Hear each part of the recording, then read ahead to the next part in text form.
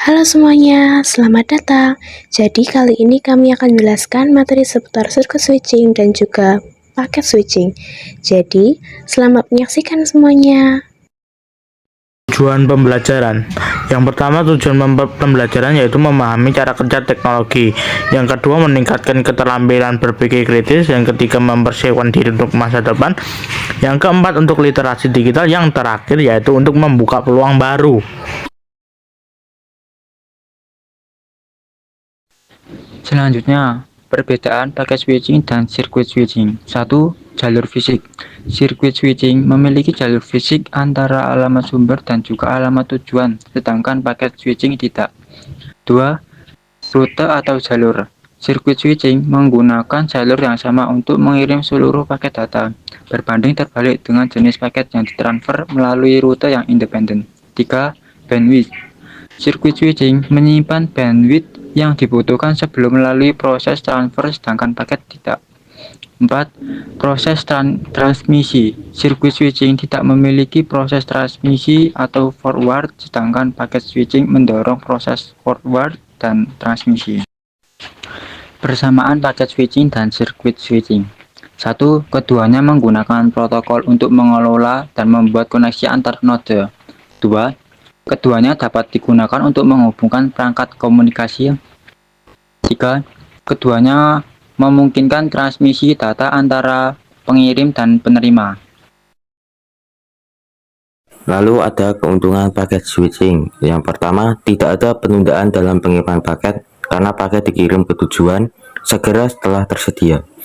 Yang kedua, tidak diperlukan ruang penyimpanan besar karena informasi langsung diteruskan ke tujuan segera setelah diterima.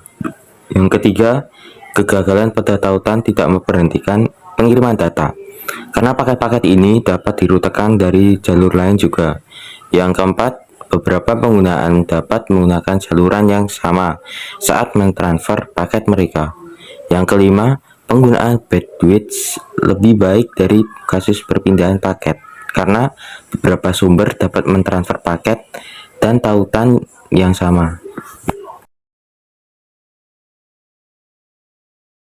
Lalu ada kekurangan paket switching. Yang pertama, biaya instalasi paket switching mahal.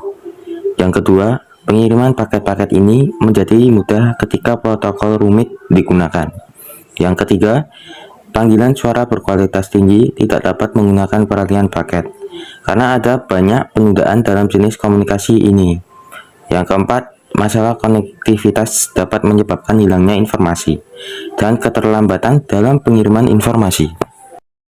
Yang selanjutnya yaitu keuntungan sirkuit switching. Yang pertama yaitu lebar pita yang digunakan bersifat tetap. Yang kedua, kualitas komunikasi meningkat karena saluran komunikasi khusus digunakan. Yang ketiga yaitu kecepatan pengiriman data bersifat tetap. Saat berpindah tidak ada waktu terbuang dalam menunggu. Yang terakhir yaitu lebih disukai bila komunikasi panjang dan berkesinambungan. Kekurangan sirkuit switching. Yang pertama, karena saluran khusus digunakan, bandwidth yang dibutuhkan menjadi lebih besar. Yang kedua, pemanfaatan sumber daya belum maksimal. Yang ketiga, karena saluran telah digunakan, transmisi data lain menjadi tidak mungkin. Yang keempat, yaitu waktu yang dibutuhkan kedua stasiun untuk membangun hubungan fisik terlalu lama. Yang kelima, peralihan sirkuit mahal karena setiap koneksi menggunakan jalur khusus atau istimewa. Yang terakhir, tautan antara pengirim dan penerima akan terputus jika pengguna mengakhiri tautan. Jadi selanjutnya ada cara kerja dari paket switching dan juga circuit switching. Pertama, paket switching.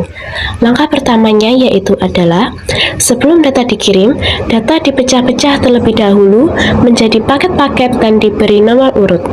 Nah, antara paket switching dan juga circuit switching, keduanya memiliki persamaan yaitu sama-sama menggunakan sirkuit virtual. Langkah kedua, paket-paket tadi ditransfer melalui rute yang berbeda-beda yang ditentukan oleh router. Jadi, hal ini berbeda dengan circuit switching yang menggunakan jalur tetap. Dan langkah terakhir yaitu data diterima oleh not penerima dan data tersebut disusun ulang sesuai urutannya masing-masing. Selanjutnya, ada cara kerja dari circuit switching. Jadi, sebelum koneksi berjalan, akan dibentuk jalur virtual atau virtual circuit. Virtual circuit switching adalah teknologi paket switching yang dapat mengimplementasi teknologi circuit switching tradisional. Dalam penerapan jalur virtual, terdapat dua not yang dibuat, yaitu not penerima dan juga not pengirim. Terdapat 3 komunikasi antara penerima dan pengirim yang melibatkan 3 fase, yaitu fase pertama, pembuatan sirkuit. Membuat sebuah jalur virtual yang digunakan untuk melintasi paket data.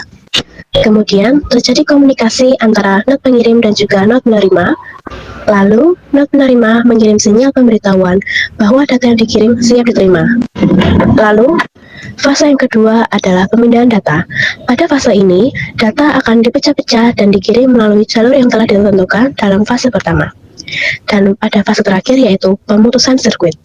Apabila data sudah dikirim, not pengirim mengirim sinyal ke not penerima untuk mengakhiri koneksi, yang berarti data yang dikirim sudah diterima oleh not penerima.